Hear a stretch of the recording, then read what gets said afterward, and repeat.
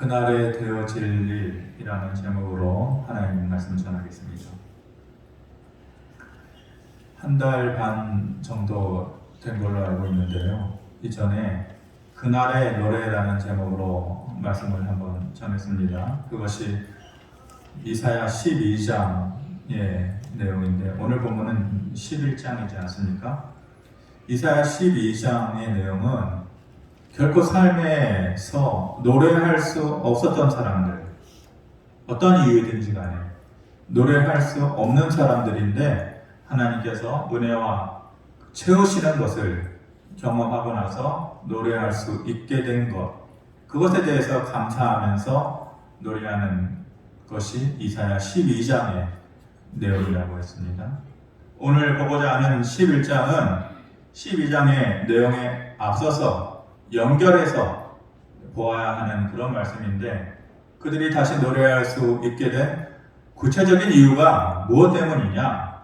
다시 말하면 이런 일들이 먼저 그들에게 이루어졌기 때문에 그들이 12장에서 그렇게 노래할 수 있었던 것이다 라고 말씀하시는 것입니다.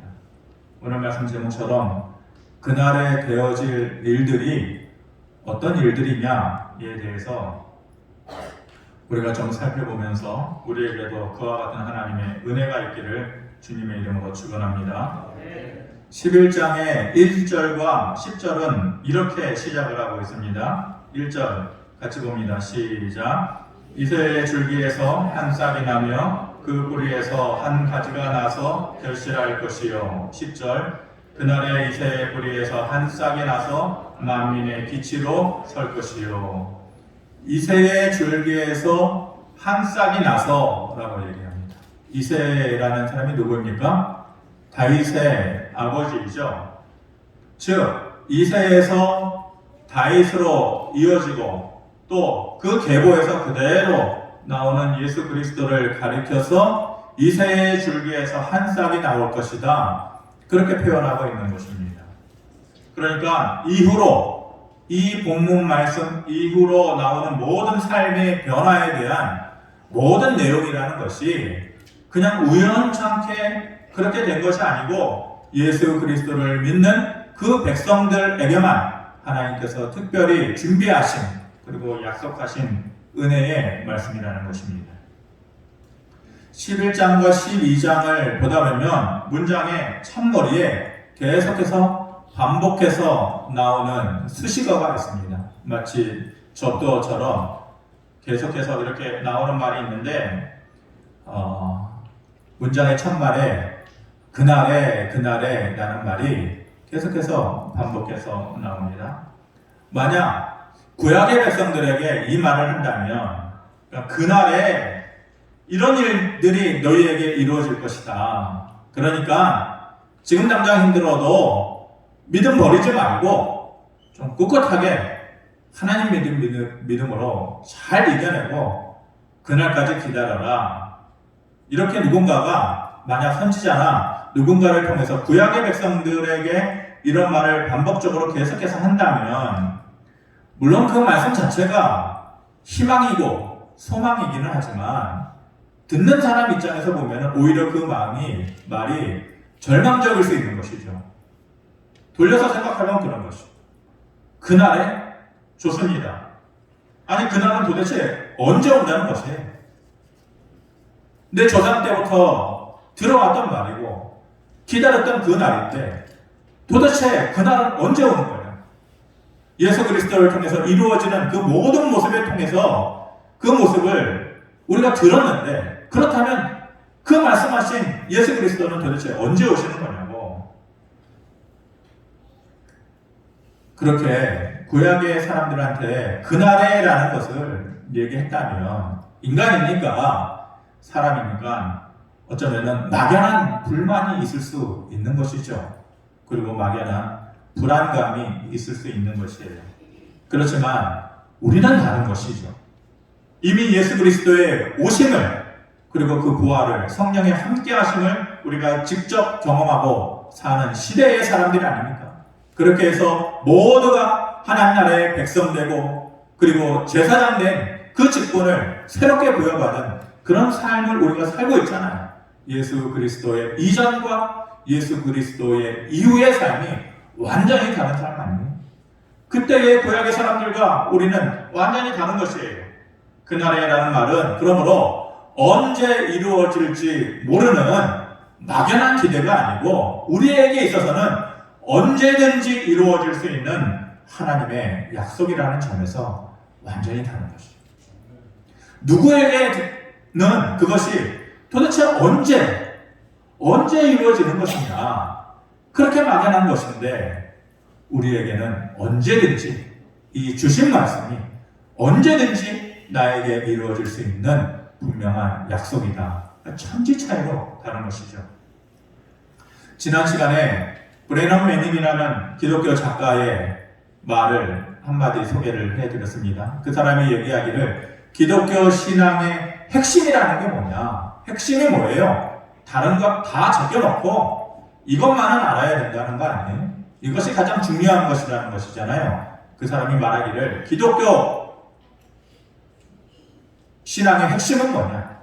믿는 사람들에게 있어서 다른 것은 다 놓치더라도 이거 하나만큼은 놓치지 말아야 하는 것이 무엇이냐라고 얘기했을 때에 예수 그리스도의 현존하는 부활에 대해서 예수 그리스도의 현재적 부활, 그러니까 2000년 전에 부활하셨던 2000년 전에 구원자의 메시아의 모습으로 오셨던 그 주님이 그때의 주님이 아니라 현존하는 현재적 부활로 나에게 오신다라는 것에 대해서 예라고 대답할 수 있는 사람이어야 된다. 그런데 그게 쉽냐? 그때의 주님인데 역사적인 사실로는 내가 인정을 하겠는데 왠지 내 마음속에 깊게 파고들지 않는 것을 내가 어찌하겠냐고요. 내가 그런 믿음이 없는 사람인데, 그런 믿음의 깊이가 없는 사람인데 어찌하겠냐고요. 나에게도 갈등이 있는 거예요. 믿음 없는 사람들에게는 그게 갈등이고 힘든 일이에요. 그런데 뭐가 필요하다고요? 용기를 내서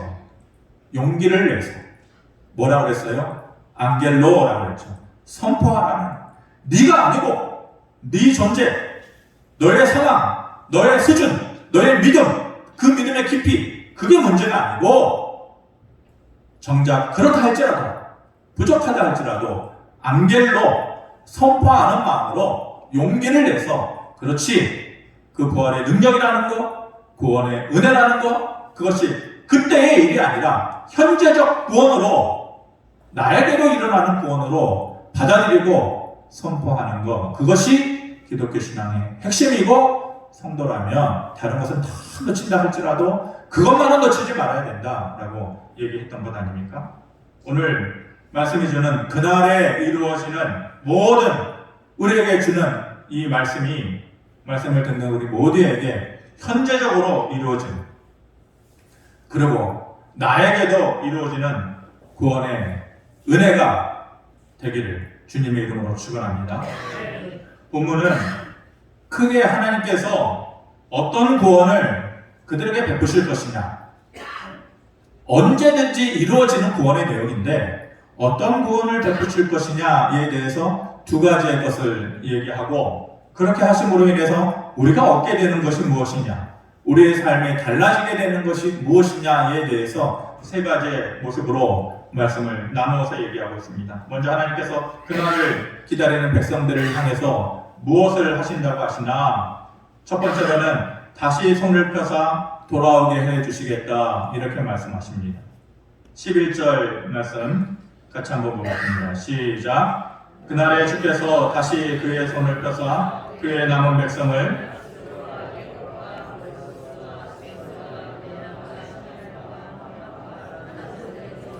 돌아오게 하실 것이라. 여러 나라의 이름이 나오고 있지 않습니까? 바드로스와 구스, 엘람, 시날, 하맛. 그런데 여러 나라의 이름이 나오고 우리가 익숙치 않은 이름이라서 헷갈리는 것 같지만 그렇지 않습니다. 크게 보면은 두 나라입니다. 바드로스와 구스는 애굽에 속한 나라예요. 그리고 엘람과 시날과 하맛은 그 당시에 아수르에 속한 나라였거든요. 그러니까 크게 보면 애굽과 아수르 두 나라로 나뉘어지는 거예요. 애국과 아수르가 어떤 나라들이었습니까? 이스라엘과의 관계에 있어서 어떤 관계를 맺었던 나라입니까? 이스라엘을 중심에 두고 위아래로 남북으로 위에는 아수르가 있고 밑에는 애굽이 처해 있잖아요. 그런데 그들의 삶의 현장과 역사의 현장에서 한쪽에서 만약 애굽이 이스라엘을 쳐들어오면 그들을 피해서 누구에게 달려가요? 아수르에게 달려가요. 그래서 그들에게 손을 내밀고 우리 좀 구해달라고 그렇게 가난한 모습으로 손을 내밀었던 것이 아수르예요. 근데 반대로 아수르가 이제는 이스라엘을 위해서 밑으로 쳐들어와요. 지난번에는 애굽이 쳐들어와서 미운 놈들인데 도저히 가까이 할 수 없는 놈들인데 이제는 어떻게 해야 돼요? 미운 사람이지만 어쩔 수 없어요. 미운 사람임에도 불구하고 전에는 자기들을 쳐들어왔던 사람들임에도 불구하고 이제는 어느 할 수 없이 그들에게 내려가서 우리 좀 구해달라고 도움을 청할 수밖에 없었던 이스라엘 입장에서 보면 이러지도 못하고 저러지도 못하고 도저히 그 한 나라의 운명 속에서 도저히 제껴버릴 수 없는 아무리 미워도 힘이 없어서 어떻게 해볼 수 없는 벽과 같은 그런 존재, 그것이 바로 아수르와 애굽이었죠. 눈치 보면서 살 수밖에 없는, 이스라엘 입장에서 힘이 없어서 팔려갈 수밖에 없었고 힘이 없어서 침략당할 수밖에 없었던, 도저히 내가 가진 능력으로는 어찌해 볼 수 없는 막막한 인생의 담과 같은 존재가 바로 애굽과 아수르라고 하는 나라이죠. 민수기 11장 23절에 이렇게 얘기합니다. 여호와께서 모세에게 이르시되 여호와의 손이 짧으냐? 내가 이제 내 말이 너에게 응하는 여부를 보리라. 하나님께서 발끈하셔서 말씀하시죠. 내 손이 짧으냐? 네 인생을 구원할 그 능력이 내 손에 없느냐? 내 손이 그렇게 짧으냐? 그렇지 않다. 이제는 내가 했던 말이 그대로 너의 삶에 이루어지는 것을 너의 눈으로 보게 될 것이다. 이렇게 말씀하셨잖아요. 하나님께서 침묵하고 계셨어요. 여호와의 손이 짧았던 것이 아니에요. 여호와의 손이 뒤로 돌이켜져 있었던 것이 아니에요. 하나님의 때를 기다리고 있었던 것이고 그 때가 되었을 때에 내 손은 짧은 손이 아니다. 구원의 능력이 너에게 임할 것이다 라고 얘기해 주셨잖아요. 그렇게 하나님께서 오랜 침묵을 깨시고 다시 그 능력의 손길을 펼쳐 보이시겠다라는 겁니다. 이스라엘 스스로는 그 인생의 담과 같은 애국과 아수르를 어찌할 수 없어요. 그런데 힘이 없어서 그 현실 앞에서 꼬꾸라져 있는 자기 백성들에게 이제는 내가 내 존재를 너에게 드러내겠다. 그렇게 먼저 하나님께서 다시 손을 펴서 돌아오게 하시겠다라고 말씀해 주시고, 두 번째로는 쫓긴 자와 흩어진 자들을 내가 모아주겠다 이렇게 얘기합니다. 12절에 여호와께서 열방을 향하여 기치를 세우시고 이스라엘의 쫓긴 자들을 모으시며 땅 사방에서 유다의 흩어진 자들을 모으시겠다 이렇게 말씀하십니다. 쫓긴 자와 흩어진 자, 깊이 생각하지 않아도 이 사람들의 삶의 모습이라는 것이 어떤 것일지 금방 이해가 됩니다. 이런저런 삶의 고난을 겪으면서 쫓겨가야 되고 도망치는 신세가 되고 잊혀지는 신세가 되고 버림받는 신세가 된 상태에 바로 이스라엘 백성들의 삶의 모습이었습니다. 그런 자들을 다시 불러 모아주신다라고 하는 것은 이제는 과거의 아픔을 다 지워주시고 새롭게 시작할 수 있는 그 시작을 하나님께서 약속을 해주신다는 것입니다. 그렇게 두 가지의 것을 해주신다고 하시잖아요. 다시 손을 펴서 쫓긴 자와 흩어진 자들을 모아주셔서 너희에게 이것을 이루어주겠다라고 얘기하시는 것이 세 가지입니다. 이 은혜가 우리에게 동일하게 있기를 원합니다. 첫 번째로는 마음에 꿈꿔왔던 것들을 이루시겠다 하십니다. 13절에 이렇게 말씀하십니다. 에브라임의 질투는 없어지고 유다를 괴롭게 하던 자들은 끊어지며 에브라임은 유다를 질투하지 아니하며 유다는 에브라임을 괴롭게 하지 아니할 것이다. 지난번에 그날의 노래 말씀을 전하면서 솔로몬 시대 이후에 북이스라엘과 남유다의 관계, 쪼개진 그들의 한때는 한 나라였고 한 형제였는데 솔로몬 시대 이후에 북이스라엘과 남유다로 쪼개질 수밖에 없었던 역사적인 배경에 대해서 얘기를 했었습니다. 그 둘이 어때요? 끊임없이 싸우고 끊임없이 미워 끊임없이 시기하고 질투하는 그런 역사의 흔적을 가지고 있잖아요. 도저히 그래서 하나 될 수 없을 것 같은 그러한 배경, 그 아픔의 배경이 그들에게 있었어요. 이스라엘의 역사가 우리나라의 역사하고 정말 많이 닮았다고 그랬잖아요. 여러 가지 모양으로 정말 많이 닮았다고 했잖아요.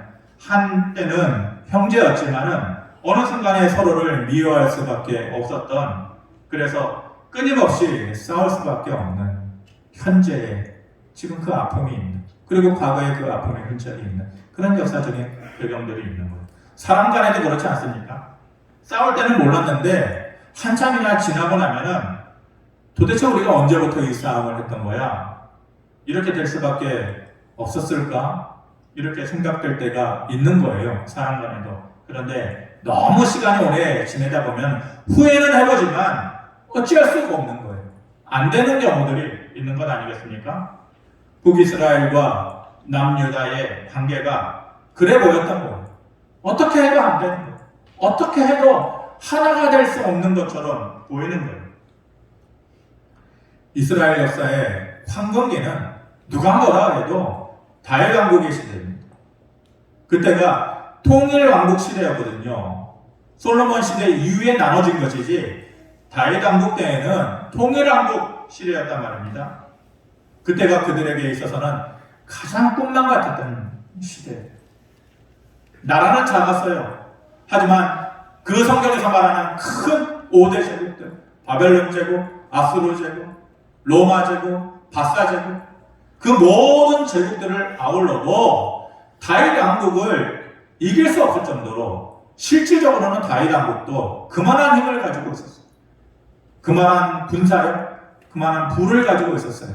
그런데 하나님의 뜻이 그것이 아니니까 침략하지 않은 거예요. 땅을 넓혀가지 않은 거예요. 다른 나라들은 약자를 침략하고 빼앗고 나라를 넓게 하고 그래서 제국을 이루었지만은 다윗의 믿음과 삶의 기준은 그게 아니잖아요. 그만큼 제국의 위용을 갖추고 있었던 것이 다윗 왕국 시대예요. 꿈만 같았던 시절이 이스라엘 사람들에게도 있었단 말입니다. 그때는 하나된 나라였어요. 하나된 백성이었고 하나의 하나님을 한 마음으로 섬겼던 그때였어요. 그런데 그때가 지나고 나서 이스라엘의 운명과 이스라엘의 역사는 급격하게 내리막을 걷기 시작하는 거예요. 계속해서 흩어지는 시간을 가져요. 나눠져요. 도망쳐요. 주변국들에 의해서 침략당하는 역사를 계속해서 가지다가 1948년 이후에 2차 세계대전이 끝나고 나서 유엔에 의해서 이스라엘 공화국으로 새롭게 시작하게 되는 것 아니겠어요? 그런데 그때까지가 몇 년이냐고요 도대체. 다윗의 통일왕국 시대부터 그때 1948년이 되기까지 몇 년이 지난 거예요? 3000년이 지난 거예요. 3000년이. 3000년의 시간 동안에 그들은 도망다니는 사람이었어요. 흩어지는 사람들이었어요. 눈치 보고 침략당하는 사람들이었어요. 지금이야 이스라엘 그리고 이스라엘의 주류를 이루는 유대인들이 경제적인 파워를 가지고 있잖아요. 세계에서 으뜸 아닙니까? 으뜸. 남부러울 것도 없이 그런 힘을 가지고 있는 사람들 아닙니까? 그래도 그렇게 겉으로는 큰 부를 자랑하고 큰 힘을 가지고 있는 듯해도 그래도 그들에게 있어서 할 수만 있다면 돌아가고 싶은 그때, 할 수만 있다면 다시 가고 싶은 그날이 뭐냐? 그날은 꿈만 같았던 다윗의 통일왕국 시대인 거예요. 지금이 아무리 좋아도, 지금 아무리 힘이 있어도 다시 돌아갈 수만 있다면 언제요? 그들에게 있어서 한마디로 다윗의 통일왕국. 그때 한 마음으로 한 형제가 되어서 하나의 하나님을 섬기는 제국은 아니었지만 제국보다도 큰 힘을 가지고 있었던, 평안했던, 부강했던 그 다윗의 통일하고 시대로 우리는 돌아가고 싶다라고 그들은 얘기하는 거예요. 엄마는 밭에 가시고 아버지는 장에 가시고. 요즘 이 노래 참 좋더라고요. 어머니는 밭에 가시고 아버지는 장에 가시고 그렇게 해질녘에 속 끌고 두 손에 잔뜩 먹을 거 들고 집으로 돌아오시고 동생과 나는 하루 종일 논밭길 거닐고 학교 운동장에서 고추잠자리 잡던 그날, 그 그림과 같은 그날, 그때, 그게 언제냐? 그때가 바로 다윗의 헤어지기 전, 나눠지기 전 다윗의 통일왕국 시대였다라는 것이. 늘 미워하고 늘 싸울 수밖에 없었던 북이스라엘과 남유다 사람들에게 있어서는 정말 잡을 수 없는, 이룰 수 없는 꿈만 같았던 그날. 마음속으로만 바랬지 도저히 생각만 했지 이룰 수 없는 그날. 그게 바로 그때. 그런데 그렇게 하면 안 될 것 같고 불가능할 것 같고 그런데 이제는 그렇게 오랜 시간 동안 마음속에만 꿈꾸고 있었던 일들을 내가 너에게 이루어주겠다. 하나님께서 첫 번째로 삶의 변화에 대해서 너희들이 꿈꾸던 것들을 이루어주겠다라고 말씀하셨던 것입니다. 두 번째로 뭘 이루어주시겠다 하십니까? 인생의 가시를 뽑아주시겠다 말씀합니다. 14절에 그들이 서쪽으로 블레셋 사람들의 어깨에 날아앉고 함께 동방 백성을 노력하며 에돔과 모압의 손을 대며 암몬 자손을 자기에게 복종시키겠다 이렇게 말씀합니다. 그들이 서쪽으로 근데 그들이 누굽니까? 북이스라엘과 남유다를 얘기해요. 근데 그들이 어떤 자들이었어요? 미워하던 자들이잖아요. 한 형제였잖아요. 시기하고 질투하고 좋게 되는 꼴 못 보고. 그런데 그들이 머리를 쥐어뜯고 미워하고 싸움질했던 한때는 한 형제였지만 나누었던 그 북이스라엘과 남유다가 이제는 하나가 되어 어떻게 한다라고 하고 있습니까?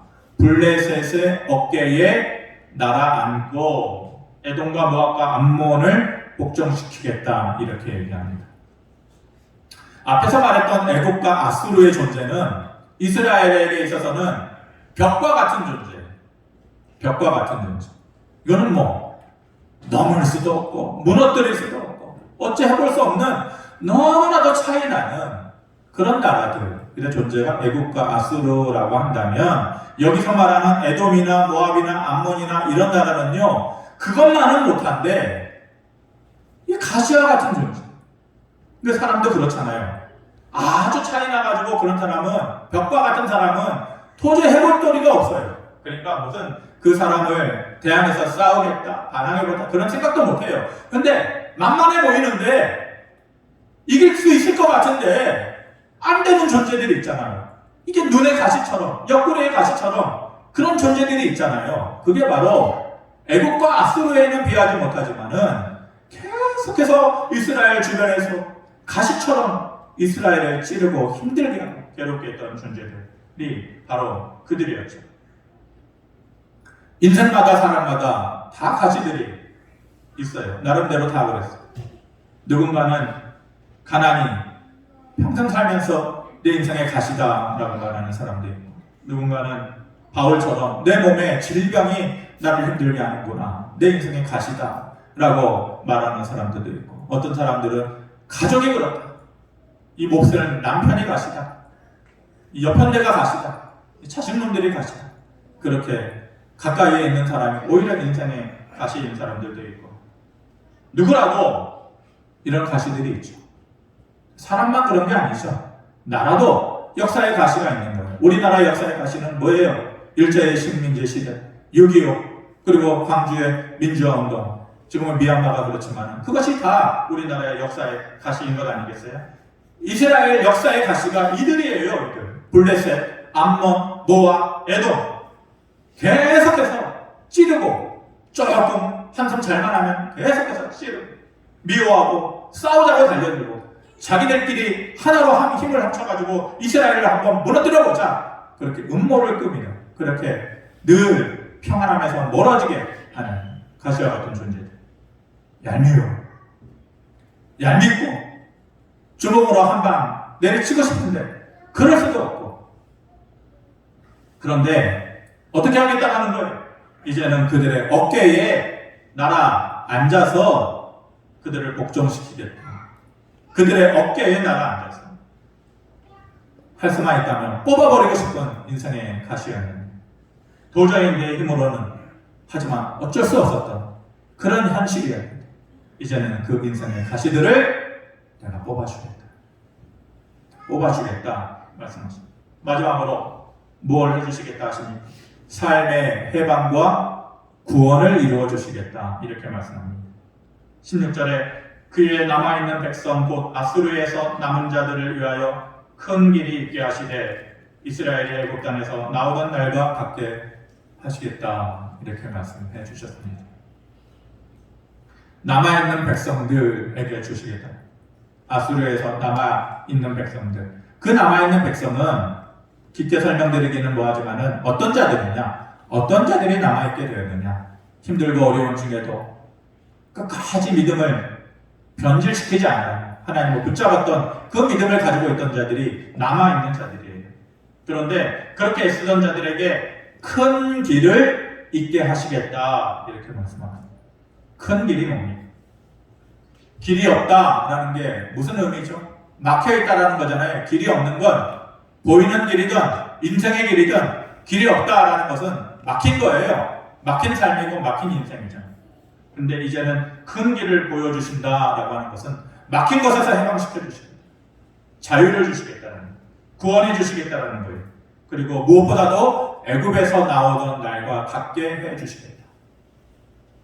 애굽에서 살던 때, 종으로 살던 때, 자유가 없던 때, 힘들고 한숨 짓던 그런 때 아닙니까? 그런데 오랜 괴로움의 그 시간을 지나고 하나님의 손에 이끌려서 나오던 그날은 참된 해방이 있던 날이에요. 참된 자유가 있던 날이에요. 그날에 애굽 사람들은 울었고 그날에 이스라엘 사람들은 웃었어요. 그날에 애굽 사람들은 그 바다에, 홍해의 바다에 가라앉아서 죽었고 이스라엘 사람들은 갈라진 바다를 건너서 맨 땅에 발을 딛고 찬양하고 노래하던 그날이에요. 그날에 애국 사람들은 다 죽었고 이스라엘 백성들은 다시 살아났던 그날이에요.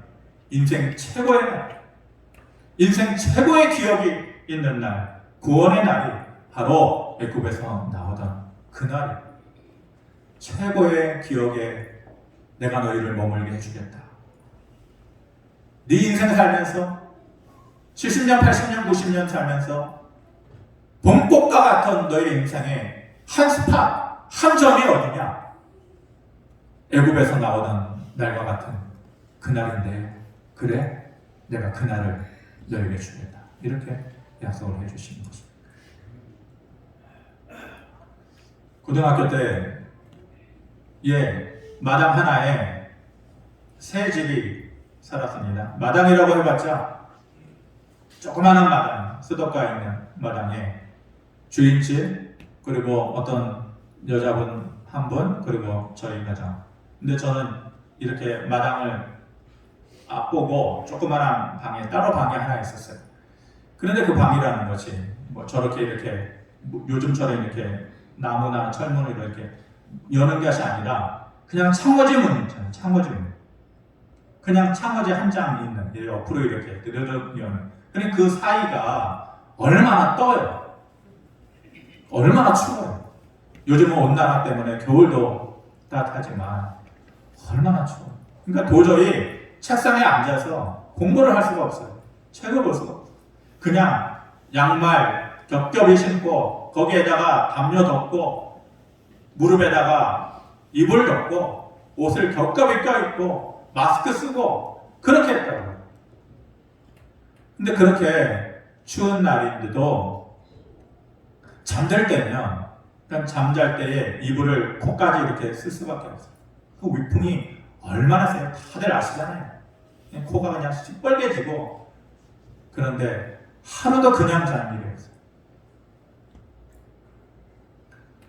항상 그 자기 직전에 그 이불을 쏙 들어가가지고 그냥 얼굴만 내놓고 항상 시편을 펴놨었어요.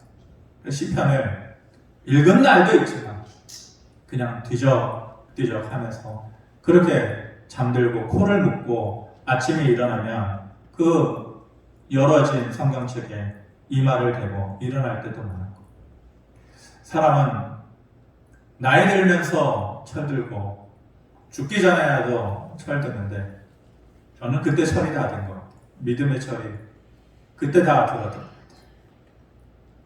그때의 그 기억이 있어서, 그때의 그 좋은 습관이 있어서 이렇게 어렵고 마음이 어수선하고 또 힘들고 그러면은 꼭 읽겠다라고 이렇게 펼치는 게 아니라 그때의 그 모습이 기억이 나가지고 그냥 펼쳐놓는 거예요.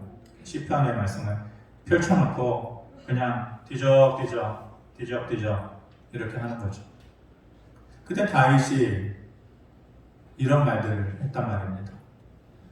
내가 산을 향하여 눈을 들리라. 나의 도움은 어디서 올까? 그 수많은 인생의 고비를 넘기면서 다윗이 내 도움은 어디서 올까? 그렇게 마음속에 그 갈등이 있고 아픔이 있었다. 그래서 내 인생의 도움은 어디서 올까? 그렇게 질문을 했다란 말입니다. 그런데 이번에 성경책은 뒤적이면서 시편 31편 15절 내 말씀이 눈에 딱 들어오더라고요. 31편 15절 같이 한번 읽겠습니다. 시작. 나의 앞날이 주의 손에 있사오니 내 원수들과 나를 핍박하는 자들의 손에서 나를 건져 주소서. 이 말이 딱 마음에 와닿더라고요. 지난번에 우리 교회 화장실 앞에 보면서 그 말씀이라는 것은 계속해서 되뇌이는 거예요. 말씀은 기억하고 되뇌이면 그 말씀이 마치 내 안에서 끓는 물처럼 되는 거예요. 그렇지 않으면 그냥 잠잠한 물이지만은 계속 그 말씀이 내가 주를 기억합니다. 주님을 떠나서는 I have no good thing, 내 인생에 좋은 거 볼 수가 없습니다. 자꾸 그 말씀을 되뇌이는 거예요.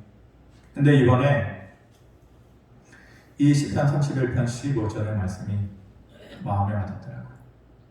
나의 앞날이 주의 손에 있습니다. 주여 나를 구원하소서. 나를 건져주소서.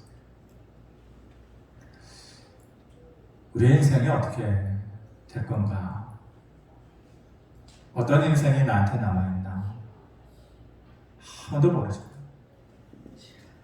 특히나 요즘처럼 힘들고 어려울 때를 살아갈 때에 다들 마음속으로는 상처가 있는, 골마 있는 부분이 다 있잖아요. 내 인생에 남은 시간 동안 나의 도움이 어디서 올까? 그럴 때마다 이 말씀이 기억되기 바랍니다. 여호와여, 나의 남은 인생이 주의 손에 있습니다. 부디 어려움 속에서 나를 그리고 내 가족을 건져주십시오. 그 하나님께 구하고 있는 것. 그 하나님 어떤 하나님이십니까? 내 힘으로 만들 수도 없고 내 힘으로는 도저히 열 수도 없는 구원의 길을, 큰 길을 보여주시는 하나님이라고 하셨습니다. 그리고 때가 되면 우리의 마음속에 꿈만 꿀 수밖에 없었던 그런 일들을 현실의 삶에서 보여주시는 하나님이시다 말씀하셨습니다. 그리고 내 인생에 내가 못나서, 내가 힘이 없어서 뽑아버릴 수도 없고 피할 수도 없었던 그 인생의 가시와 같은 것들 때가 되면 다 뽑아주신다고 약속하셨던 그런 하나님이십니다. 이런 일들이 막연한 내일에 언젠가에 이루어지는 것이 아니라 현재적 구원으로 나에게 이루어지는, 가까이에서 이루어지는 그날, 그 날이 우리 모두에게 경험되어지도록 하나님의 특별한 은혜가 있기를 주님의 이름으로 축원합니다. 고마우신 아버지 하나님,